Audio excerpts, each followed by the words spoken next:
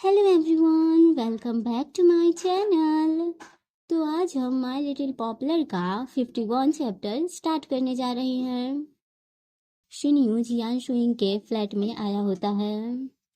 वो मन में बोलता है, मेरा भाई इतना लापरवाह कैसे हो सकता है।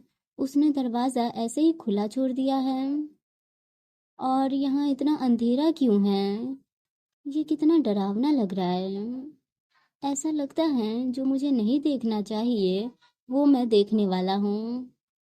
फिर वो एक रूम में जाता है जहाँ पे जियान शुइंग ब्लैंकेट ओढ़ कर लेटा हुआ होता है। और कदमों की आवाज़ सुनकर वो बोलता है, जो चाहे ले जाओ, मुझसे उलझने की कोशिश मत करो। अगर तुम मुझसे उलझने की कोशिश करोगे तो मैं तुम्हें मार डालूंगा।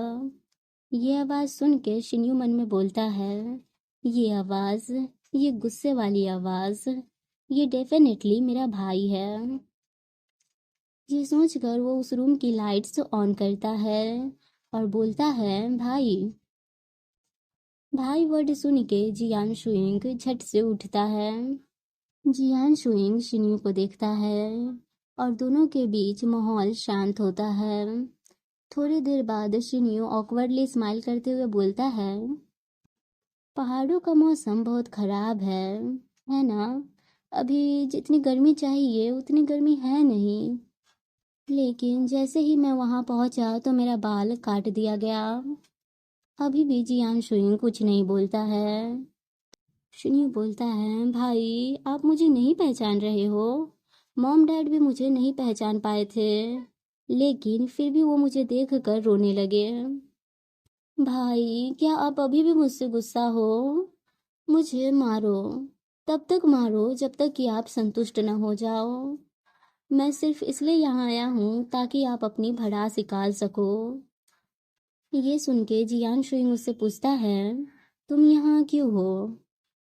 शुन्यू बोलता है, मॉम आपसे मिलना चाहती थी। उन्होंने आपका पता ग्रैंडफादर से लिया। मैं उन्हें नहीं लाया क्योंकि।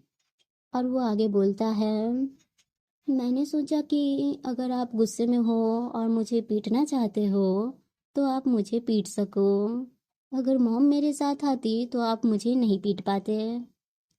जियान शुइंग को ऐसे देखकर शिन्यू मन में बोलता है, मैं सच में भाई से ये पूछना चाहता हूँ कि वो कैसे हैं, लेकिन मुझ में इतनी हिम्मत नहीं हो रही है। जियान शुइंग पूछता है, तुम कब वापस आए। जिस पे शिन्यू बोलता है, बस आज ही। मैं कसम खाता हूँ कि मैं फिर से कभी नहीं भागूंगा। प्लीज़ मुझे माफ़ कर दीजिए भाई। मैं पहले बहुत ज़्यादा इमेच्योर था, जिसका मुझे पछतावा है। आप जैसे चाहे वैसे मुझे सज़ा दे सकते हैं। जियान शुइंग बोलता है, तुम्हें मारना सही नहीं है। शिन्यू बोलता है, भाई मुझसे और ज़्यादा गुस्सा मत रहो। मैं गलत था। अगर आप चाहो तो मुझे मार सकते हो। आखिरकार मैं आपका भाई ही तो हूँ। जियान शुइंग बोलता है, बस बस करो। जाओ और मेरे लिए एक सिगारेट लेके आओ। शिन्यू सोचता है, सिगारेट, और बोलता है, भाई मैं पहले खाना गर्म करके लाता हूँ। पहले आप खाना खा लो। आगे हम देखते हैं कि शिन्यू खाना गर्म करके टेबल पे लगा चुका होता है। जियान शुइंग पहले उसे देखता है और फिर बैठकर चाय की चुस्की लेते हुए पूछता है, तो बताओ वहाँ कैसा था। शिन्यू बताता है, पहले तो वो बहुत ज़्यादा भयानक था। हर दिन थका देने वाला, कठिन, और सब मुझे नीची नज़रों से देखा करते थे। और तो और मुझे बुली भी किया करते थे। शिन्यू को बुली किया जाता था ये सुन के जियान शुइंग थोड़े गुस्से में बोलता है, क्या वो यू परिवार का बच्चा तुम्हारे साथ नहीं था। मैंने तुम्हें उसके स्क्वाड में डाला था ताकि वो तुम्हारा ख्याल रख सके। क्या वो तुम्हारे साथ नहीं था या तुमने उसे ढूंढा ही नहीं। फैंग चंग का नाम आते ही शिन्यू का मूड थोड़ा सा खराब होने लगता है। वो चेहरा दूसरी ओर घुमा के बोलता है, उसका जिक्र मत करो। वही था जो सबसे ज्यादा मुझे बुली किया करता था। ये सुन के जियान शुइंग तुरंत ही फैंग चेंग के अंकल को कॉल लगाने लगता है। शिन्यू अपने भाई को रोकते हुए बोलता है, नहीं आप चिंता मत करो, देखो मैं ठीक हूँ। ये मेरी ही गलती थी कि मैं इतना ज़्यादा कमज़ोर था, लेकिन अब मैं अपनी टीम का टॉप शूटर हूँ। नए साल के बाद मुझे टीम में वापस ले लिया जाएगा। ये कुछ ऐसा है जो मैंने खुद कमाया है। ये सुन के जियान शुइंग बोलता है, सच में? शिन्यू बोलता है, हाँ मैं बहुत ज़्यादा स्ट्रांग हो चुका हूँ। मैं पहले उन लोगों को सबक सिखाऊंगा जिन्होंने आपको परेशान किया है। मैं कसम खाता हूँ मैं उन लोगों को छोड़ूंगा नहीं। भाई बस आप कहो तो सही, मैं उन दोनों को पीट पीट के भरता बना दूंगा। वो दोनों पूरे महीने बेड से उठ भी नहीं पाएंगे। जियान शुइंग बोलता है, ठीक है तुम में बहुत ज़्यादा हिम्मत आ गई है, लेकिन अगर मुझे उन्हें मारना है तो मेरे पास कई तरीके हैं, तुम्हें ये करने की ज़रूरत नहीं है। जिस पे शिन्यू बोलता है, ठीक है तो चलो आज रात हम दोनों बाहर चलते हैं। मैंने अपने दोस्त से सुना कि समुद्र के किनारे एक नया बार खुला है। जियान शुइंग तुरंत मना कर देता है, नहीं। शिन्यू अपने भाई का हाथ पकड़ के बोलता है, तो सिर्फ बाहर घूमने तो चलो, अगर आप नहीं जाओगे तो मैं मॉम को क्या रिपोर्ट दूंगा। जियान शुइंग साय करके बोलता है, ठीक है, सिर्फ मॉम के लिए। अगले सीन में हम देखते हैं कि दोनों भाई टहलने नीचे आए होते हैं। वो दोनों एक दूसरे से बात कर रहे होते हैं। तभी उनके सामने एक कार आके रुकती है, जिसके फ्लैश लाइट से उन दोनों को प्रॉब्लम होने लगती है। शिन्यू गुस्सा करते हुए बोलता है, आखिर ये इंसान कौन है, ये जानबूझकर ऐसा कर रहा है।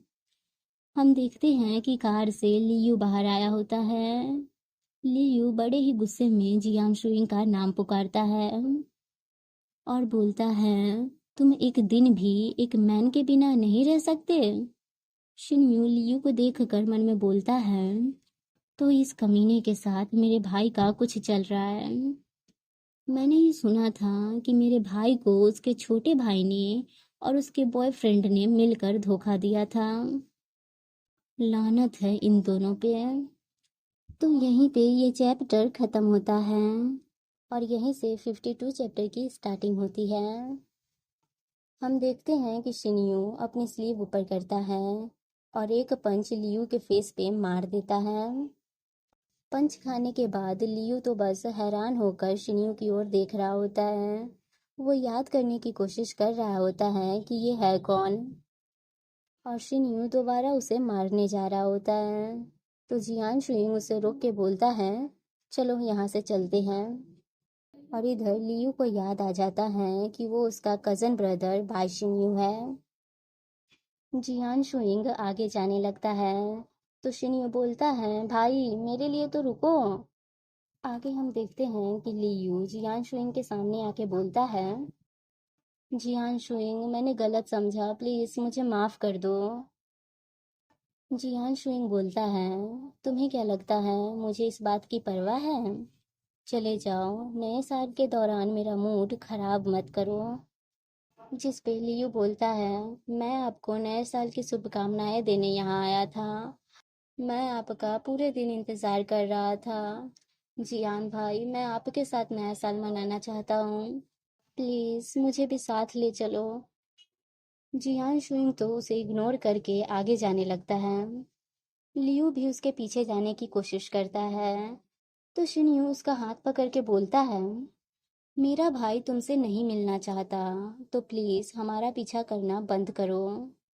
तुमने और जियान लिन ने उनके साथ जो खिलवाड़ किया है, उसके बाद भी तुम ये सोच रहे हो कि वो तुम्हारे साथ नया साल मनाएंगे। इतना सब कुछ सुनने के बाद भी लियू शिन्यू से हाथ छुड़ाकर जियान शुइंग के पास जाने लगता है। तो शिन्यू को भी गुस्सा आ जाता है। वो उसे उठाकर जमीन पे पटक देता है और बोलता है, क्या तुम्हें इंसान की भाषा समझ में नहीं आती? उन्होंने कहा कि वो तुम्हें नहीं देखना चाहते, तो तुम्हें समझ नहीं आ रहा है? लियू अचानक ही उठता है और शिन्यू का गला पकड़ लेता है और बोलता है, तुम बाय शिन्यू हो, है ना? मैं बस उसके साथ कुछ समय बिताना चाहता हूँ, मेरे रास्ते में मत आओ। बेहतर होगा कि अभी मेरे रास्ते में कोई ना आए।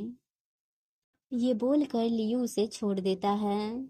शिन्यू मन में सोचता है, देखने में तो ये बहुत ज़्यादा गुड लुकिंग है, लेकिन ये इतना स्ट्रांग है, कैसे? फिर हमें कुछ देर बाद का सीन दिखाया जाता है। लियू जियान शुइंग को रोकने की कोशिश कर रहा होता है। शिन्यू दौड़ के आता है और लियू को रोक के बोलता है, भाड़ में जाओ। ये बोलकर शिन्यू जियान शुइंग के साथ अंदर चला जाता है। लियू बस उन्हें देखता रह जाता है। फिर हम अंदर का सीन देखते हैं। जियान शुइंग बोलता है, मैं और तुम किन्हुआंग दाओ जा रहे हैं, दादाजी के घर। तो जाओ गाड़ी निकालो। किन्हुआंग दाओ, जहाँ पर फेंगचेंग की फैमिली भी रहती है। ये सुन के शिन्यू बोलता है, किन्हुआंग दाओ? जियान शुइंग बोलता है, अगर तुम नहीं जाना चाहते हो तो भूल जाओ। शिन्यू सोचता है, क्या होगा अगर किन्हुआंग दाओ में फेंगचेंग मुझसे मिल गया तो? क्या वो ये नहीं सोचेगा कि मैं उससे मिलने वहाँ गया हूँ? और फिर वो मन में ही बोलता है, जो भी हो मैं जाऊँगा, मुझे अपने भाई की चिंता दूर करनी है। आगे हम देखते हैं कि शिन्यू कार चला रहा होता है। वो अपने भाई से पूछता है, क्या आपको याद है जब मैं 10 साल का था तो मैं ग्रैंडफादर के घर आया था और वहाँ पे यू फेंग चेंग के अंकल हुआ क्या वो भी आए थे, है ना?